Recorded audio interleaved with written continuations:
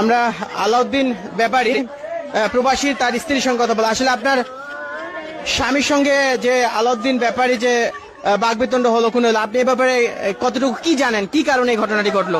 আমি আমারে অনেকদিন দইরাই ছবি দিয়া জ্বালাই আমার জামাইরে আমি ছবি দিছি, সেই ছবি ওর কাছে এমবি বর্তে নিয়েছি, ওই ছবি রাখিয়া দিছে, রাখিয়া সেই ছবি দিয়া আমারে আইছে, কয় আমি তোর কাছে যায়া দুইটা কথা কইয়া ছবি কাটা দিম।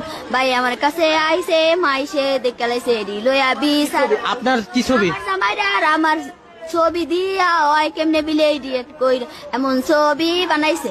ছবি কি করছে, মানে নকল করছে, এরকম একটা অভিযোগ? নকল করছে, আসল ছবিও আছে, সব ছবিও ওর কাছে রেখে দিছে, সেই ছবি দিয়ে আমার করে আমার কাছে আইছে, ছায়া ছবি কাটা লাইছে, তো বিচার হয়েছে ছবি কাটা লাইছে দেখা এডিয়া আর আমি কই নি।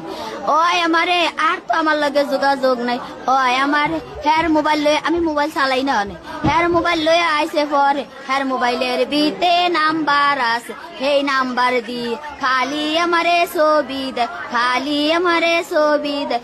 আমি কই আরে আমি কই দেয় হয়েছো, আমি তো বাঁচতাম না, ও আমারে বাঁচতে দিব না, খালি কয়ে কে তোরে মাইরা লাগবো, তুই মরে গেলে আমার ভোলা হান কে দেখবো আমার।